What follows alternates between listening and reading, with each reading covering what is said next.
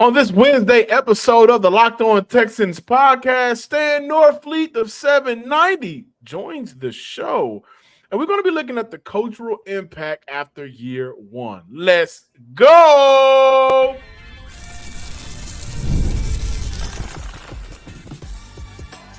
You are Locked On Texans, your daily podcast on the Houston Texans.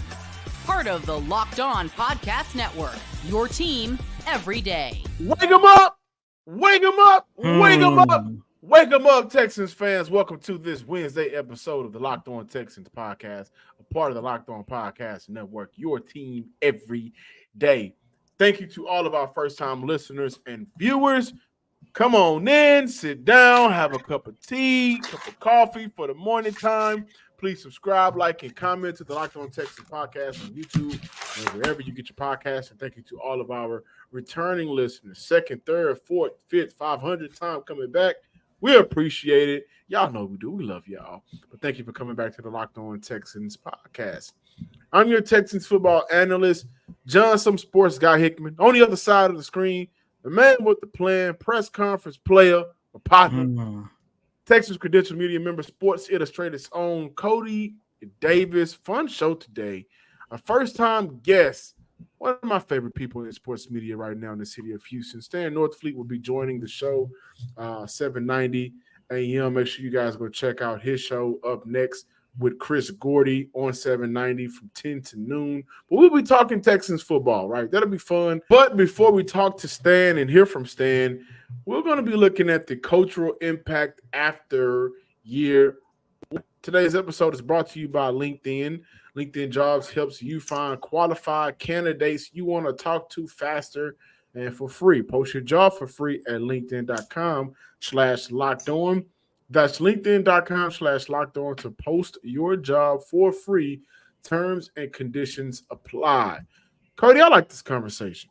I think it's a conversation to be had because you can make the case that this is probably the best culture this team has had since the Garrett Kubiak, Arian Foster, Matt Schaub, Andre Johnson, Dwayne Brown, Kareem Jackson, J.J. Watt, right? The early years of when this franchise started to peak the first go-round. I think this franchise has had 3 peaks, none of which has led them to the AFC Championship game. Youngest franchise in the NFL. So when you look at the cultural impact after year one, the conversation is, I think for me, and I hand it over to you, can this culture that's being led by Nick, led by DeMeco, and we got to give a lot of credit to CJ Stroud after year one, can this culture avoid cancel culture and get to championship culture?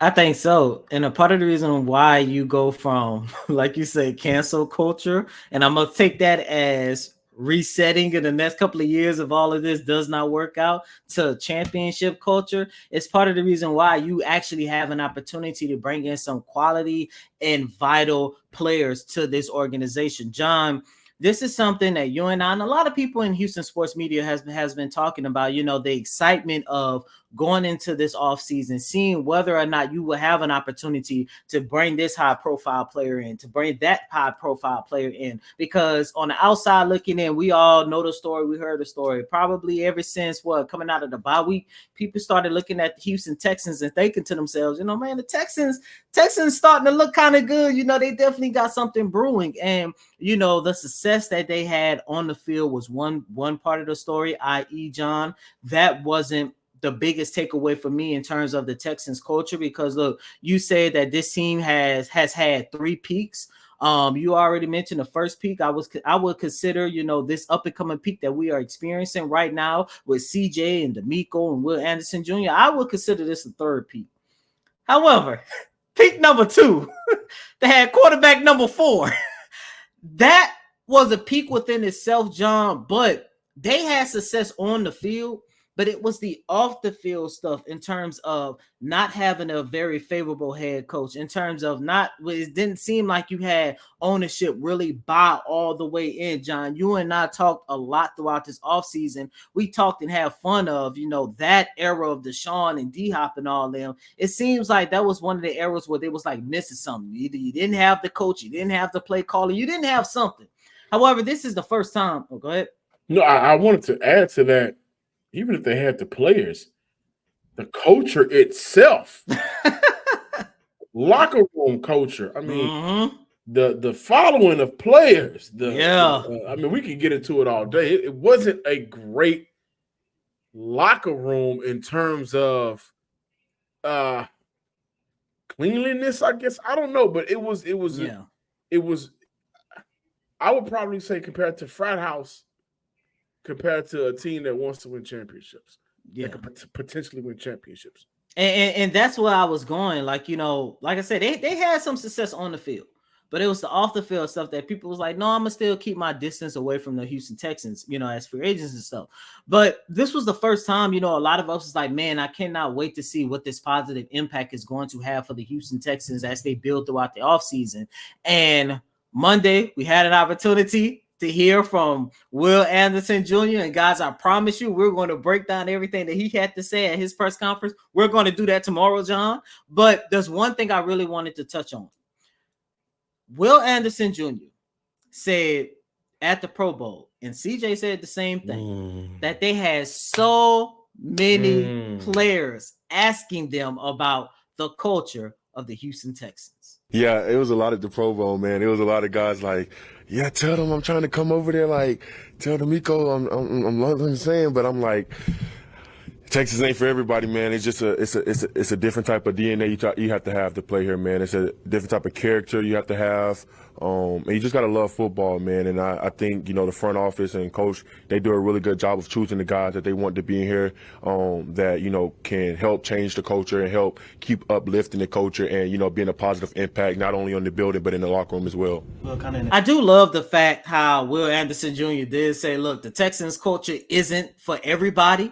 I love that because it does show that this organization, this franchise does have a standard that they want to make sure everybody follow once they step foot inside NRG Stadium. That's another reason why I think Stephon Diggs is going to work well here in the city of Houston, unlike his last stop. But to and most importantly, John, that just shows that this organization, this team is definitely on the verge of greatness. And to hear that, I think that might be the first time since maybe in franchise history, we have heard not one but two players say that they have had players come to them at the Pro Bowl and say, how is it down here in the city of Houston? What DeMeco like? What is it like playing with this guy? What is it like playing with that guy? Oh, by the way, we have seen over the last couple of years players running out of 610 at Kirby, running, asking to be let go. This was the first offseason we have heard players, i.e. Jonathan Grenard, i.e. Blake Cashman, i.e. Sheldon Rankins. We've heard them say, man, I really wanted to stay with the Texans. I really wanted to stay in Houston. I really wanted to stay with this organization. But of course, the business side of things played into the fact as to why they're not here. John, the cultural impact that this team had in year one, man, it says a lot about the greatness that's in store for this organization.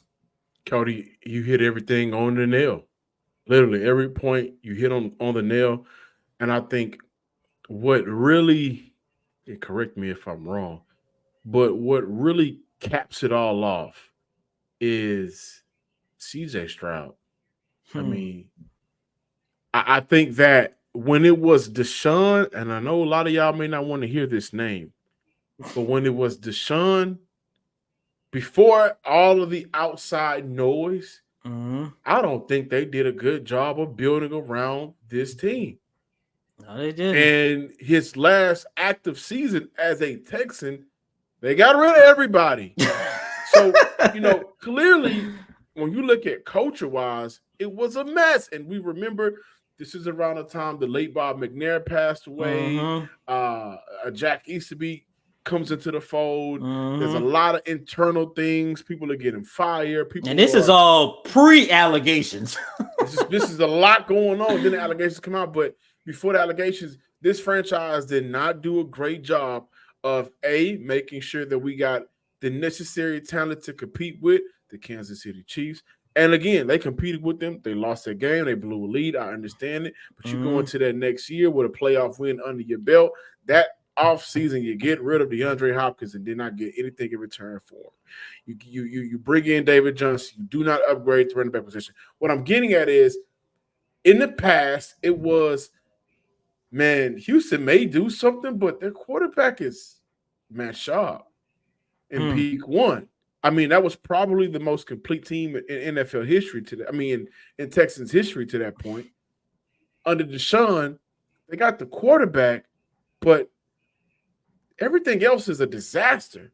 So now with, CJ, DeMeco, and I think a lot of people around the league, especially after the last two off seasons, are looking at Nick Caserio in a different light and what they've been able to create out of chaos, right? Nick stepped into the nastiest of situations.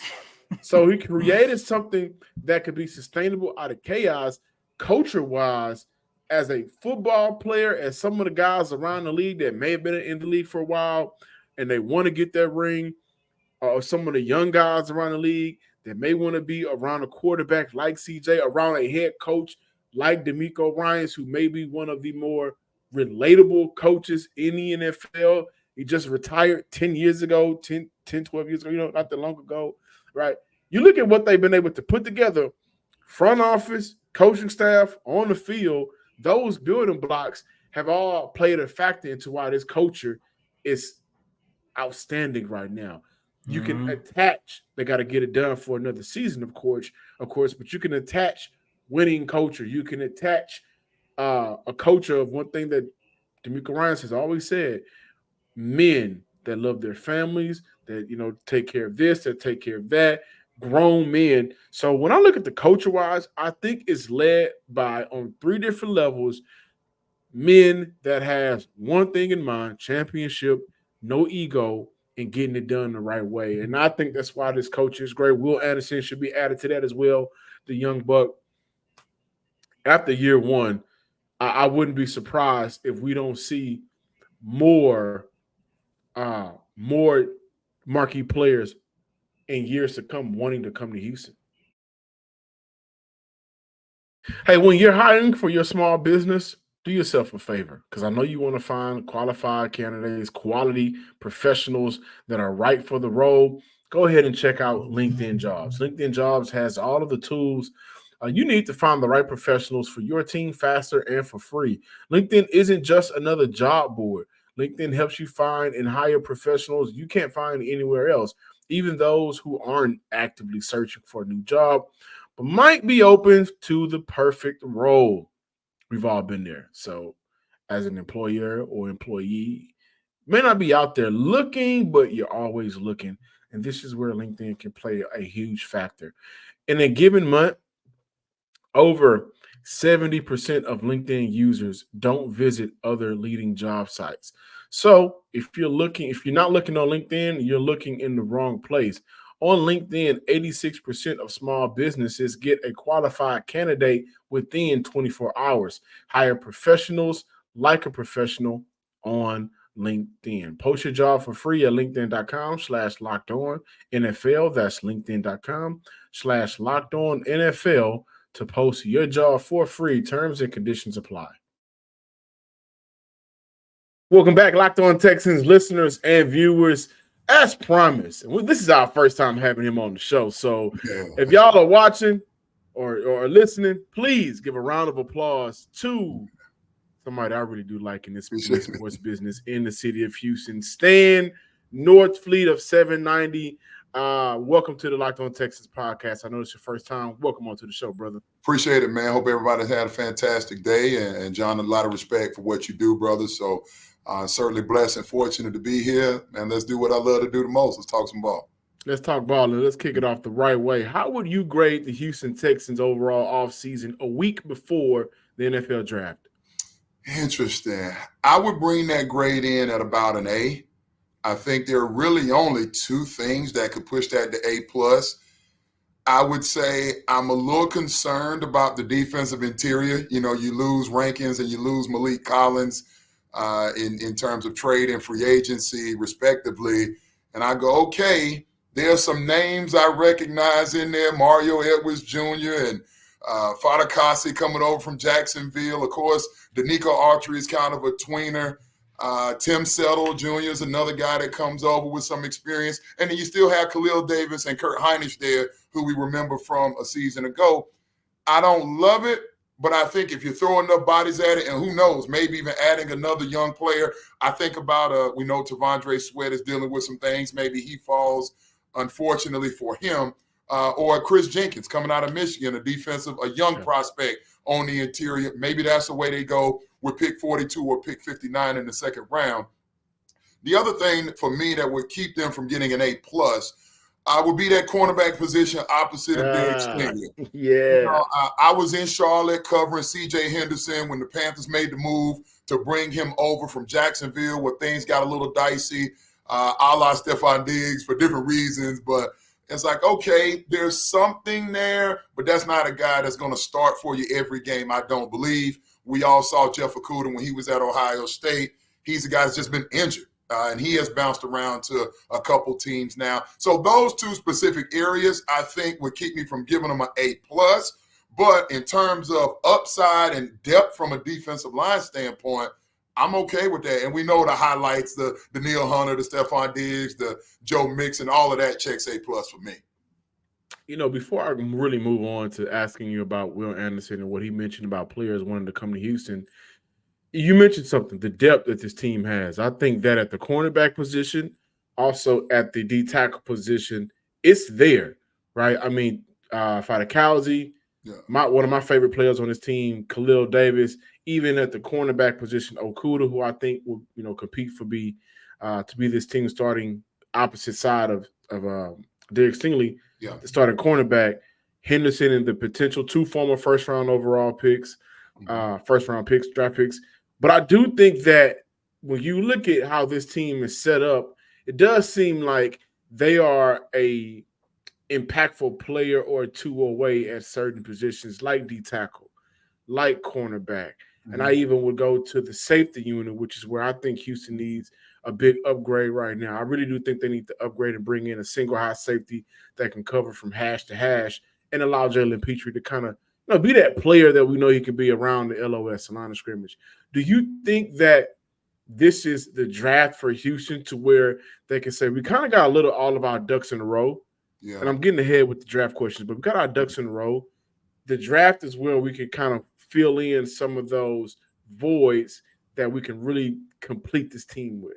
So clearly they checked the box at quarterback. We saw what they did last year on the offensive line and paying those guys, Tunsil, Shaq Mason, and Titus Howard, respectively. We hope we get 2 of those 3 coming back off surgery, and Tunsil and Howard, that they're healthy and ready to go. I have confidence that a healthy offseason and Juice Scruggs will be fine at that center spot. We'll see what happens at that guard. My point is, offensive line check when healthy.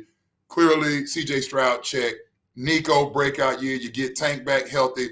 Dalton Schultz returns in free agency. They clearly upgraded the running back room with Joe. So I'm just bouncing around the offense going, they've checked pass rusher. You lose Grenard in the offseason, but you bring in Danielle Hunter. That is an upgrade. No doubt about that. No disrespect to Grenard. Hunter's just a better player. And then you double down by going to get a guy with some position flex in Danielle Autry. I love. And then you still don't know what you got in Dylan Horton, a guy that had to step away for personal reasons, a late draft pick a year ago out of TCU. So maybe he's able. We know he was dealing with some cancer. So that is done. We'll see, can he get his body and contribute? So my point is, you start looking around and going, they upgrade, I think, the inside linebacker position with Azeez Al-Shire coming over from Tennessee. We know he played for DeMeco for a few seasons there in San Francisco. He's a better player than Blake Cashman, no disrespect to Blake, and he knows the defense, the intricacies of the defense. He'll be able, I think, to offset Christian Harris. So you start going around this thing. I think this draft, in summation, allows DeMeco and Nick Caserio, with the addition again of Stephon Diggs, because I thought that wide receiver room was not competitive enough. You were not going to go beat Baltimore nor Kansas City, all due respect, with just Nico, Tank, and some dudes. Noah Brown should be mentioned in that group as well. They needed more. They went and got more. I think that was the right move to make. This is a best player available draft. I think they can go fill in defensive interior. Maybe we get a safety. There are a couple names that have been trickling in the mock draft world. I'm sure you've seen those as well. So I think this is the best player available. They don't have to reach on anything. But I will say this. Take a peek at that wide receiver compensation for the 25 season and beyond. There's only 3 dudes currently under contract. Right. I think it would behoove them to add some insurance and late, maybe day 3, go get you another receiver that you like and start adding some insurance and continue to develop that prospect along with Xavier Hutchinson. You know, I like Hutchinson. I like Mechie. I think both of those 2 young players, they're going to go into a situation where I think last year we had a lot of expectations for them because I saw you out there during training camp. We was out there during training camp. We knew before the season started this wide receiving group past Tank Dell and Nico wasn't necessarily – top 15 in the NFL. So we was picking the young names, and then everybody's excited to see Mitchell play ball again. The excitement around him coming back to playing football. I think now both of those guys are going to compete to be wide receiver 4, wide receiver 5 on this roster. I think that they're going to be in a position, and stop me if I'm wrong, but they're going to be in a position to where now the top part of the group is so heavy they're going to be able to just come in and be effective in different ways. And I really can't wait to see what Mechie can be for this offense now that he's not going to be really counted upon that much. Right. CJ, the other day over at NRG, I didn't get a chance to make it over, but for those that did, I was just wrapping up my show on Sports Talk 790. CJ spoke glowingly of Mechie. Mechie, I think he was part of the crew that worked out with the guys over at UCLA about a week or so ago. I'm concerned about Mech. Now, he did flash in the postseason. I think he had 3 catches and some 70-some-odd yards in one of those games. I can't remember if it was Baltimore or Cleveland right off the bat. But if he's healthy and ready to go, I think he can contribute. The problem, I can only keep 6 receivers at the most on the 53. So when you start going down the names, 4 for sure. Diggs, Nico, Tank, Noah Brown is back. That's 4. So now you got Mechie, Xavier Woods, and don't forget Steven Sims, who in that Baltimore playoff game is really a return man. So some teams use that 6th receiver to offset the special teams and the return game. And with the new special teams roles and they want to enhance the likelihood of returning the ball, you got to keep him. I start getting nervous about Mechie, Xavier Hutchinson, and I didn't even mention Robert Woods. So I think that wide receiver room right now, other than D tackle, might be the most competitive room on that team. I agree, but I also think that John Mechie will have a shot to beat out Noah Brown. I mean, he signed that 1-year deal worth up to $5 million, $3 million right now at the time of the contract. I think if Mechie is getting truly back to form, I think that he'll have an opportunity to make, of course, Robert Woods and Noah Brown expendable for this team. And he's also the younger player. If he goes out there and shows flashes of just being, quicker, being able to create more separation, which is a point of emphasis for both Nick Caserio and DeMeco Ryans, I think he can beat him out. And he may. I need to see where is his body. It looked at times last season like he was still trying. I've torn my ACL. I've had reconstructive knee surgery, more severe than what Mechie has gone through. So it takes a while to get your legs back under you. I felt like last year, and CJ said it, how did he put it? Excuse me. Last year, he was trying to put both feet in the water. You know what I mean? Like he was still trying to find himself. This year, he may have his body right and his mind right, and he's ready to go. I agree with you, though. And really the biggest caveat, and I know this from my limited time being in personnel in the National Football League, general managers and scouts don't want to be wrong. So by Mechie being a draft selection, but they traded up for to go get, bingo, they're going to give him every opportunity to show them what's going on, a la Kenyon Green. I've been told I'm a competitive person. My wife tells me this all the time. Cody, do you think this is true? I'm competitive? Yes, because first of all, you took that doggone flag football game way too serious. I was just out there chilling. And yes, you got the ring. Kudos to you. But you took it way too serious. It wasn't that serious. Listen, I do have a competitive side. I think we all do, right? If you challenge Cody to a dance off or to a moonwalk off, you're going to see a different side of Cody, right? But my competitive side is a big fan of Monopoly Go. I'm sure you've heard of it. It's been downloaded over 150 million times.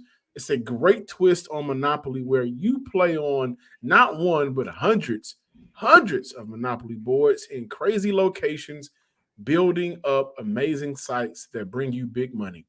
The best part, you're messing with your friends. I can charge them rent on any of my iconic properties, just like classic Monopoly, but now I can also rob their votes of riches for myself. And the leaderboards show me who the biggest Monopoly tycoon is. But it's not just my competitive side that loves it. You can team up with friends and people all around the world in timed tournaments to earn huge rewards. So get in the game and join your friends. Download Monopoly Go now for free in the App Store or Google Play. Will Anderson mentioned how at the Pro Bowl players talked about how they want to come to Houston and play ball. They want to be with this coach. What does getting marquee players like Danielle Hunter and Stephon Diggs mean for Houston's future? Like right now in the present season, their future and culture even past this season. So it helps. So first of all, guys want to come to Houston for a lot of reasons, right?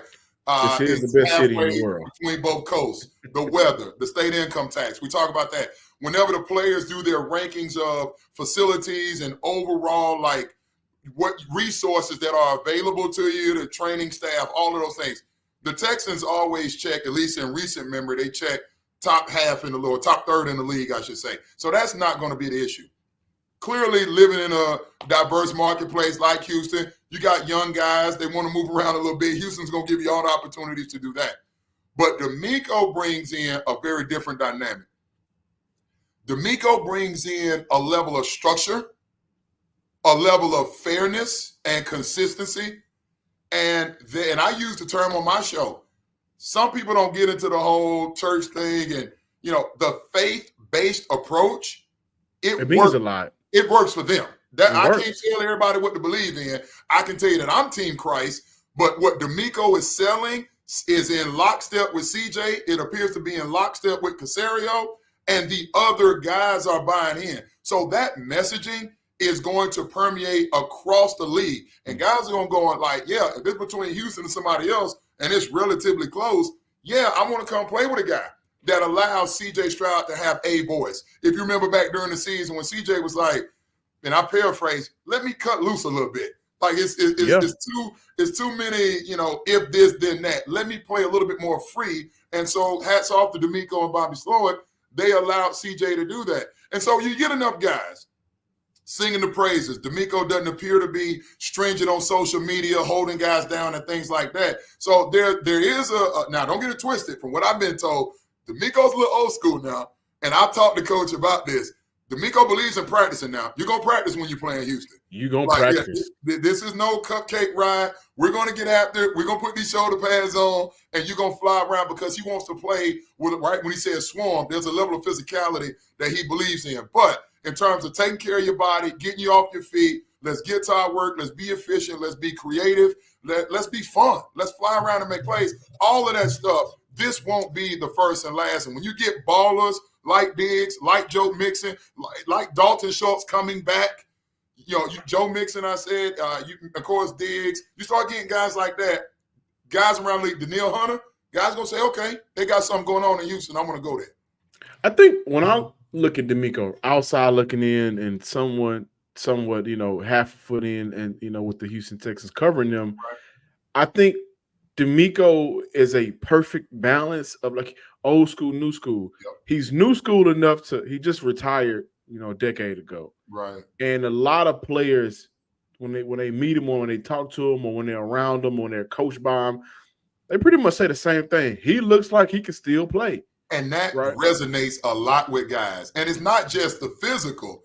It's the relatability. The relatability that, like, bro, you know what's yeah. going on when I got a young kid at the house, coach, and I'm still trying to practice for you. You know what's going on with these ticket requests. You know what's going on trying to find a house in Houston and, you know, trying to ship cars in the offseason. And, coach, you already know how this goes. Guys' night out, whatever night that is, whether that's Monday night with an off day on Tuesday. So all of that stuff helps. And so him looking that way constantly reminds guys that, oh, he in that ball remove. He gets it. So he understands, yeah. I think he does a very good job of making those connections. And then when you look at the old school approach, I mean, he is from Alabama. And it ain't a lot of change going on in Alabama. I think the biggest change in Alabama in the last 50 years is probably Nick Saban retiring. Honestly. Right. But, and even though DeMeco didn't play for Nick Saban, there was a culture and pedigree. There's a DNA. I played some high school football in the state of Alabama. Went on my visits to Alabama. So it was before DeMeco got there. I'm a little older than him. But I can just tell you, like, the culture that he came from, it stayed with him throughout the course of playing for the late Jimmy Johnson in Philadelphia and, of course, his days here in Houston. So DeMeco, and I believe this just in corporate entities, in sport, in organizational management, your team is a reflection of you. And so the way we remember DeMeco as a player, that's kind of how this operation and this outfit runs. Not even as a player. I mean, before he became the head coach, the way that he's regarded around the NFL as a coach, I mean, was highly regarded. I mean, everybody wanted him. If you needed a coach 2 seasons ago, you wanted him. And so it just so happened Houston beat everybody out. And so now you're looking at a highly regarded assistant coach now being the head coach in 1 year, bringing over and establishing his culture.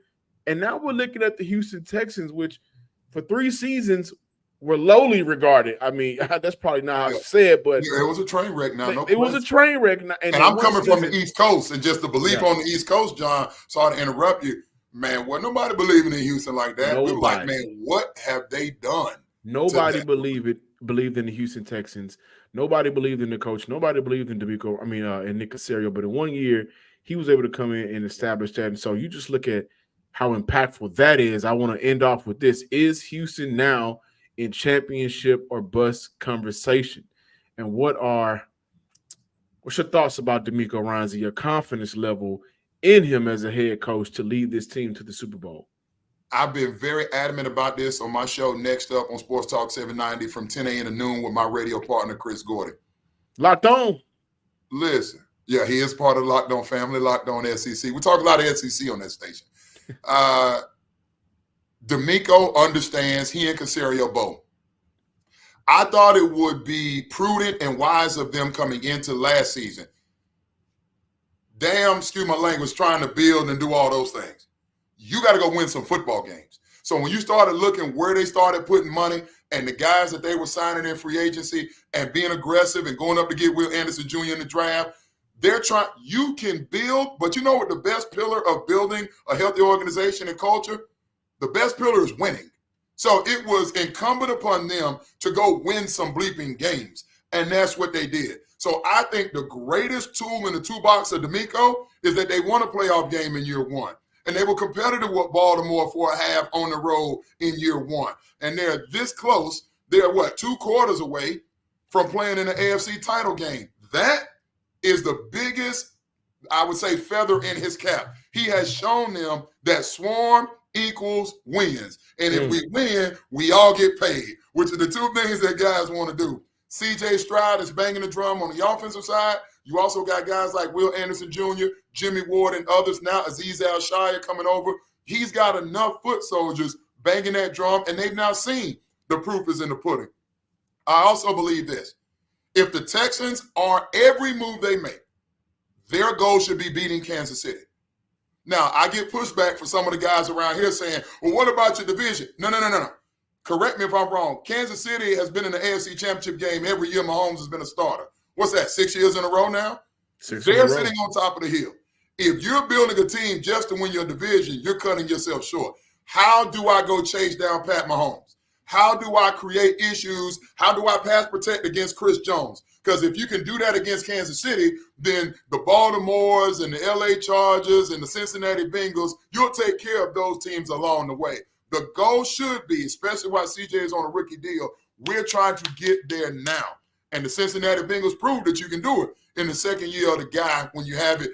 Joe Burrow ran a team that was less talented top to bottom in what he did, what was that, 2021, in leading the Bengals to the Super Bowl. CJ's working with more, and I think the program is further along now. They better be trying to go get Kansas City right now. All I needed was some organs to put behind that part.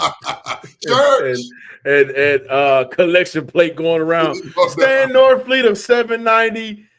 Stan, please tell our listeners and viewers where they can find you on social media, where they can listen to your show, Appreciate name that, of your show and everything. No doubt about it. I'm part of the iHeart family here in Houston, cluster stations. Sports Talk 790, your home in Houston sports, where real Texans talk and listen to coverage around this city. Sports Talk 790, name of my show is Next Up. Each weekday, 10 a.m. to noon, we go live. My radio partner, Chris Gordy. You can find me on all the social platforms. I see you got the X logo right there, at Stan Sportsman. I appreciate you having me, man, and I'm a big fan of what you do. Any way I can help you, let me know.